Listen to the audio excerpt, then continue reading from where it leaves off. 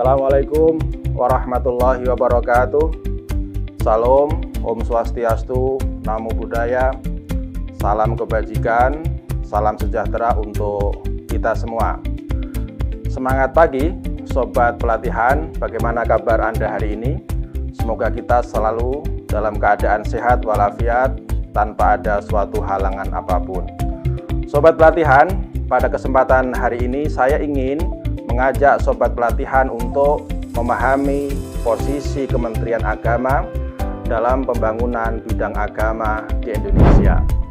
Materi ini sangat penting karena dengan memahami posisi ini, maka kita akan bisa menempatkan diri dengan tepat dan tidak mengganggu posisi orang lain. Sobat Pelatihan yang saya hormati, mengapa materi pembangunan di bidang agama sangat penting? Karena ada dua hal. Pertama adalah karena bangsa ini adalah bangsa yang religius. Bangsa ini sudah menempatkan agama menjadi bagian yang penting dalam kehidupan sehari-hari. Bangsa ini telah menempatkan agama sebagai sumber nilai utama bagi kehidupan bangsa. Yang kedua, pembangunan bidang agama sangat dibutuhkan karena ini merupakan amanah dari cita-cita konstitusi kita. Sekaligus pembangunan bidang agama merupakan bagian dari nawacita atau revolusi mental dari Bapak Presiden Republik Indonesia.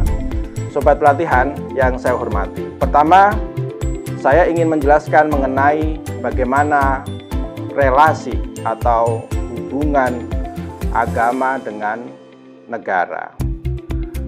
The founding fathers kita, Bapak pendiri bangsa kita, dulu telah melakukan berbagai macam kajian, berbagai macam pembahasan, termasuk juga usaha-usaha spiritual untuk memilih mana dasar negara yang tepat bagi bangsa Indonesia yang memiliki keragaman agama, keyakinan, suku, dan seterusnya.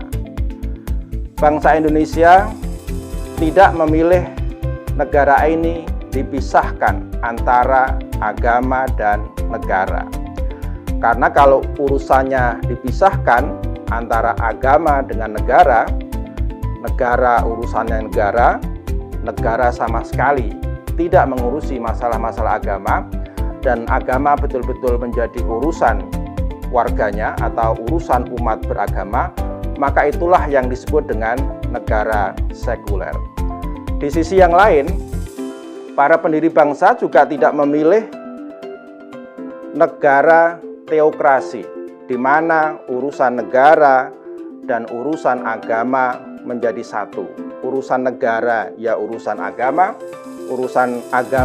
juga merupakan urusan negara, tidak bisa dipisahkan. Negara sekuler maupun negara teokrasi bukan merupakan pilihan yang ideal. Oleh Bapak pendiri bangsa dinyatakan seperti itu. Lalu kemudian Bapak pendiri bangsa menetapkan bahwa negara Indonesia adalah negara Pancasila. Meskipun Indonesia bukan negara agama, tetapi Indonesia memberikan perhatian, memberikan fasilitasi kepada kehidupan seluruh umat beragama, sehingga lahirnya Kementerian Agama adalah wujud dari keseriusan negara ini di dalam rangka memberikan fasilitasi, memberikan bantuan, dan ikut mengembangkan kehidupan umat beragama yang harmonis. Sobat Pelatihan yang saya hormati, berikutnya saya ingin menjelaskan mengenai betapa bangsa Indonesia ini merupakan bangsa yang sangat beragam. Sukunya beragam, agamanya beragam, keyakinannya beragam, bahasanya juga beragam. Keragaman bangsa ini merupakan bagian dari sejarah kebangsaan yang tidak mungkin kita lupakan. Dan oleh karena itu, kalau kita berbicara tentang 4 pilar kehidupan berbangsa dan bernegara, Pancasila, Undang-Undang Dasar 1945, kemudian Negara Kesatuan Republik Indonesia, dan Bhinneka Tunggal Ika merupakan satu aspek yang sangat penting. Empat-empatnya harus ada, maka ini disebut dengan 4 pilar, karena kalau salah satunya saja tidak ada, salah satu pilarnya itu misalnya rusak, itu akan menyebabkan bangunan kebangsaan Indonesia menjadi roboh. Salah satunya tidak ada, misalnya Bhinneka Tunggal Ika-nya tidak ada, keragaman akan kita seragamkan misalnya, maka itu bisa mempengaruhi salah satu pilar bangsa Indonesia, yaitu Bhinneka Tunggal Ika. Oleh karena itu, keragaman yang ada di Indonesia, keragaman agama, keragaman keyakinan, suku, bangsa, dan seterusnya, itu harus kita jaga, harus kita rawat. Sebab dengan kita jaga dan kita rawat, sekaligus ini merawat bangsa Indonesia dan merawat Indonesia syukur-syukur sampai kemudian hari akhir ini. Merawat keragaman, merawat kebinekaan juga sesungguhnya merupakan bagian dari upaya kita untuk mengajarkan agama kita, di mana agama kita juga telah memberitahukan kepada umatnya bahwa Tuhan menciptakan manusia itu berbangsa-bangsa, bersuku-suku, supaya kita bisa saling mengenal. Sobat pelatihan yang saya hormati, berikutnya aspek yang perlu sobat pelatihan ketahui adalah mengenai toleransi. Toleransi bisa kita artikan sebagai keberanian kita untuk menghormati dan untuk menghargai orang yang berbeda. Toleransi adalah bagian dari nilai-nilai bangsa kita, bangsa Indonesia. Toleransi juga merupakan bagian dari ajaran agama kita. Oleh karena itu, kalau kita toleran kepada orang lain, kalau kita hidup berdampingan, rukun dan damai dengan orang lain, sesungguhnya itu merupakan bagian dari pengamalan kita kepada ajaran agama kita. Penghormatan kita kepada orang lain, penghargaan kita kepada orang yang berbeda juga merupakan bagian dari pengamalan kita kepada Pancasila sebagai dasar negara kita. Oleh karena itu, sobat pelatihan yang saya hormati, jangan ragu untuk bersikap toleran kepada orang yang berbeda, dan jangan pernah takut dikatakan kalau kita toleran berarti kita memiliki akidah yang lembek atau kita memiliki keyakinan yang rapuh, keimanan yang tidak kuat. Bukan, justru orang yang toleran adalah orang yang memiliki akidah yang kuat, dia juga memiliki keimanan yang tangguh, dan dia betul-betul melaksanakan ajaran agamanya secara otentik. Berikutnya yang ingin kami jelaskan kepada sobat pelatihan semua adalah mengenai moderasi beragama.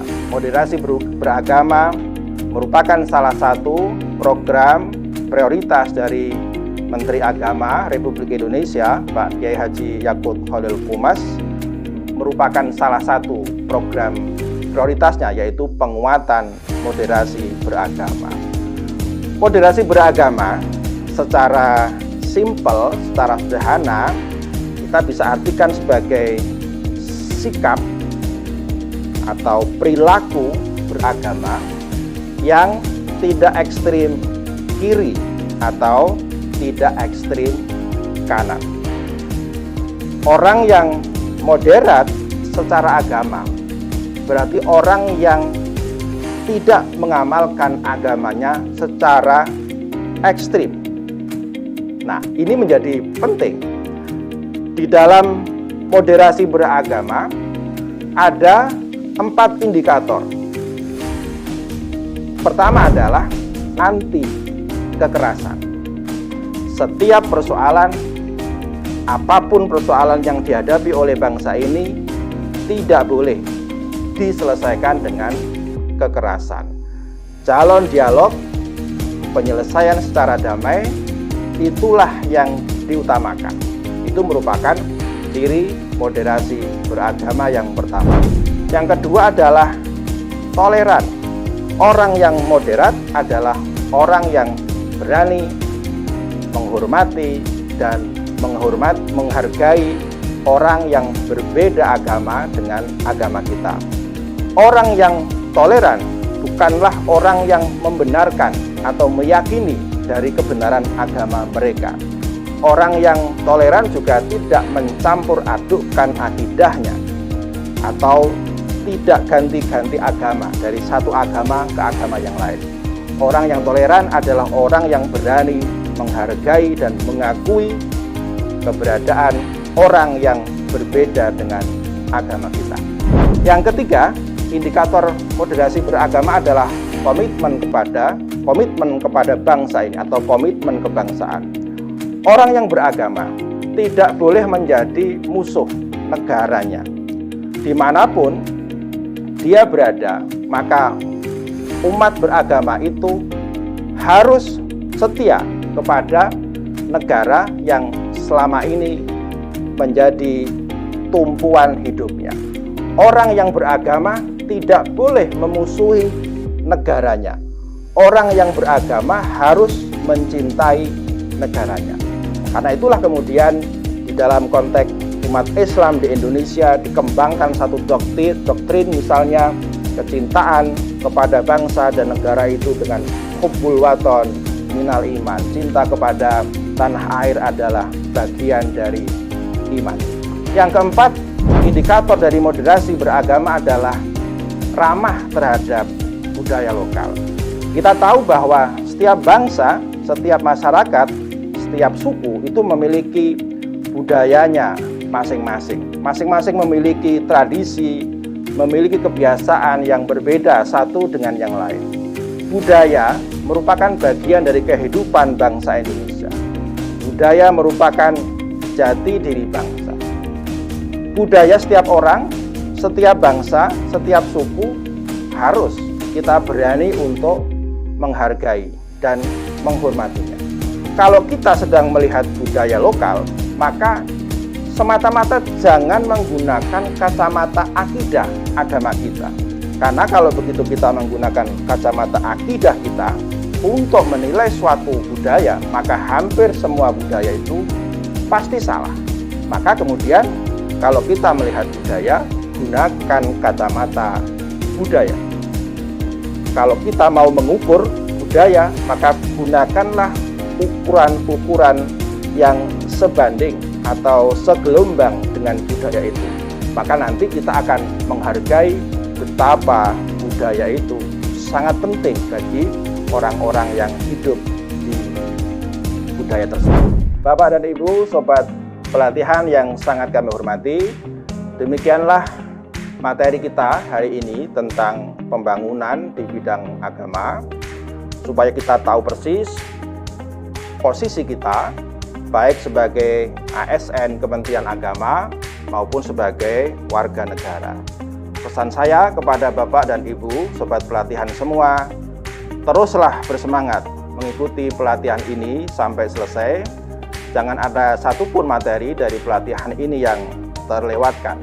Saya berdoa semoga Bapak dan Ibu sobat pelatihan selalu dalam keadaan sehat walafiat selama mengikuti pelatihan ini tanpa ada suatu halangan apapun, selalu sukses, selalu bahagia dalam menjalankan semua tugas dan aktivitas. Kurang lebihnya mohon maaf yang sebesar-besarnya. Wassalamualaikum warahmatullahi wabarakatuh. Salam, Om Swastiastu, Namo Buddhaya, salam kebajikan, salam sejahtera untuk kita semua.